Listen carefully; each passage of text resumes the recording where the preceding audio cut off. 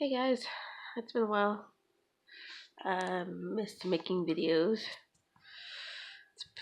and it's almost time for NASCAR to get back up and running.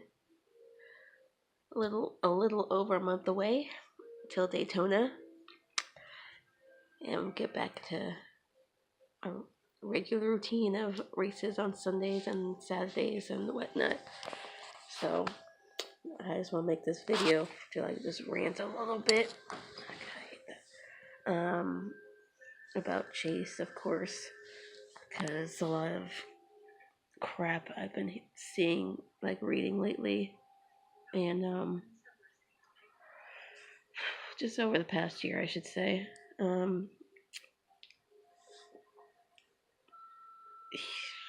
Of course, everyone knows about the tire test, Goodyear tire test at Texas Motor Speedway. There was four teams or drivers testing, included Chase, Chevy, Ryan Blaney Ford, Truex Toyota, and Eric Amarola and a Ford.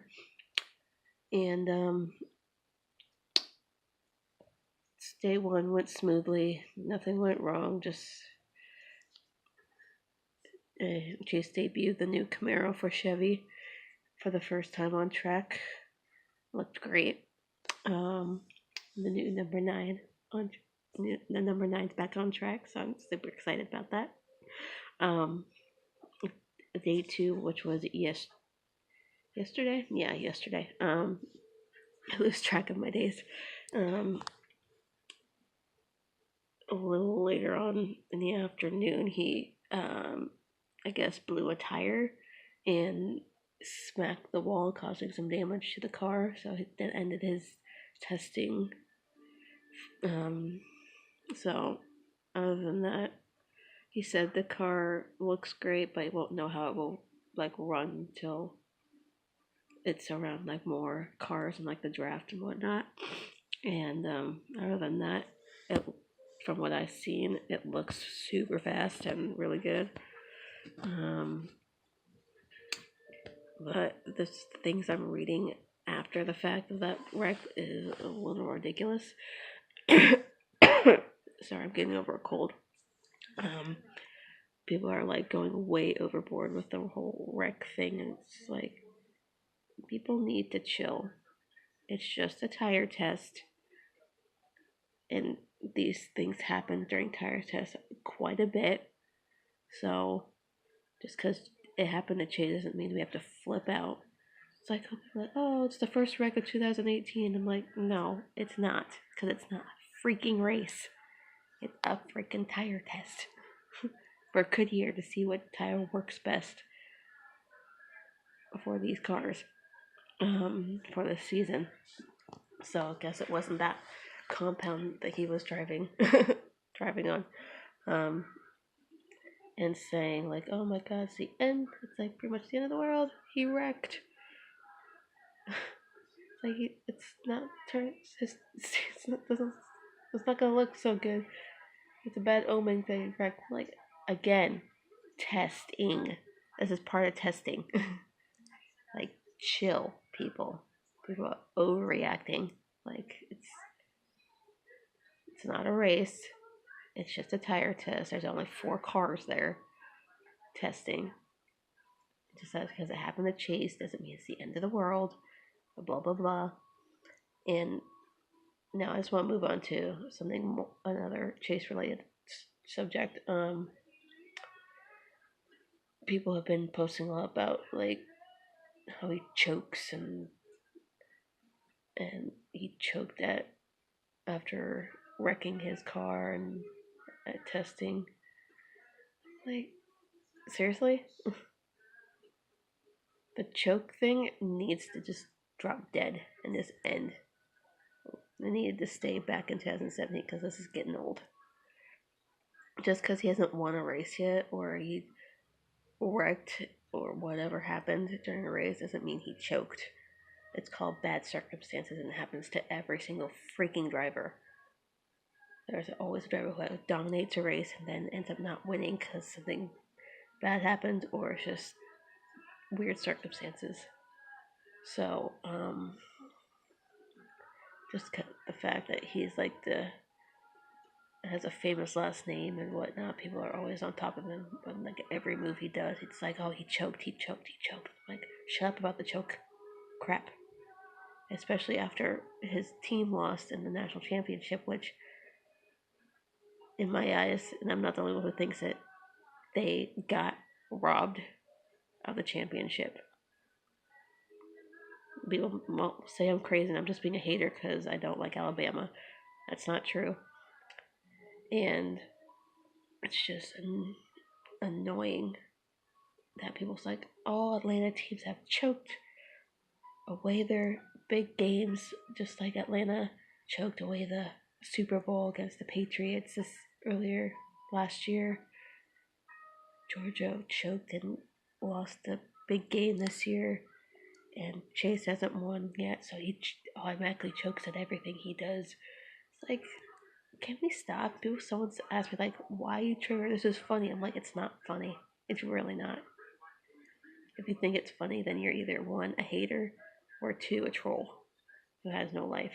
And I've seen plenty of trolls, one in particular who seeks out hate on Chase and most Hendrick drivers. Anyways, and I want to do a little rant about Bandwagon, being a Bandwagon fan. First off, don't ever freaking call me a Bandwagon fan or accuse me of being one, because I'm not.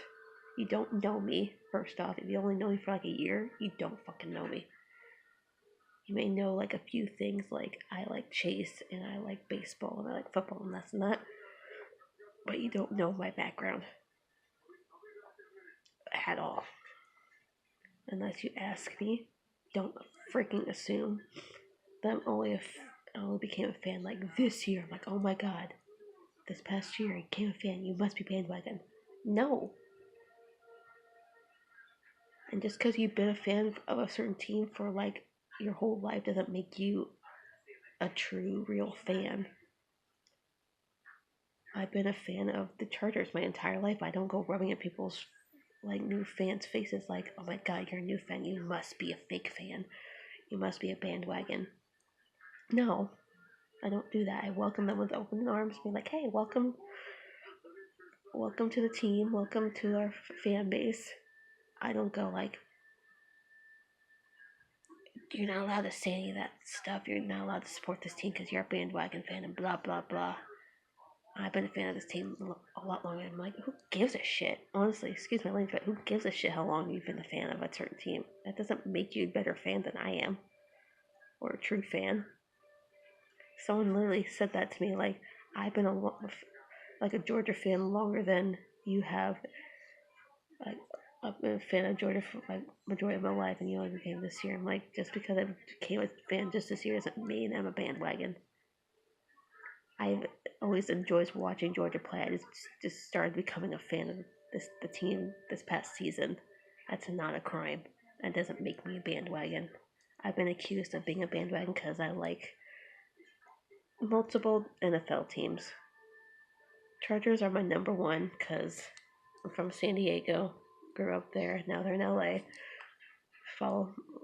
Root for my team no matter what, and I also follow the Patriots. I love the Patriots, and don't assume I only like the Patriots because of Brady, and it's not a true statement. I've liked the Patriots since before Brady became the starting quarterback. So I became a fan of Patriots around the same time I became a Charger fan, like 6 or 7 years old.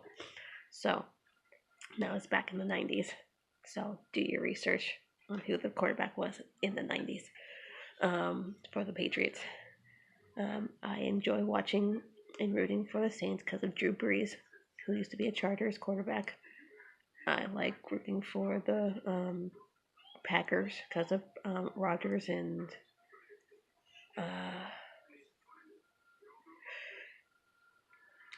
just certain teams I like to watch and root for based on certain players on the team. That doesn't make me a bandwagon fan just because I root for them. I like the Texans based on J.J. Watt because he's a super cool guy and he's a beast on the field. He does a lot for the community. bomb ass dude. And I'm a Padres fan, always will be. Don't root for any other baseball team. So if you accuse me of being a bandwagon fan, I'll just say F off and leave me alone. Unless you know me, you can't accuse me.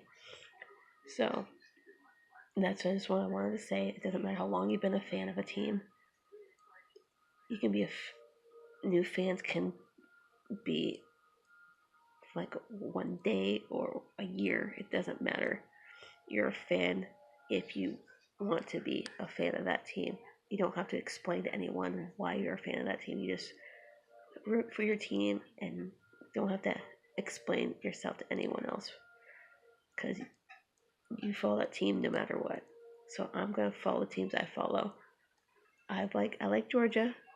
I've always liked Georgia. I just started rooting for them just recently because I like the way they play, and I like Bulldogs. So there's that. I root for USC because California, and ASU because they have my high school's mascot as their mascot. So other than that, who gives a crap? Who really gives a crap who you root for? Why do you have to accuse people of being a bandwagon if you just let people be fans of who they like without explanation? It shouldn't freaking matter why they became a fan. Just let them be a fan of the team they like. Okay? And there the rant. I'm done. I just want to get that off my chest. So I'm gonna do another video about all my NASCAR stuff, like what I got, what I want to get this year, and what my expectations for like certain drivers are. So hope everyone has a good night, and I'll talk to you later.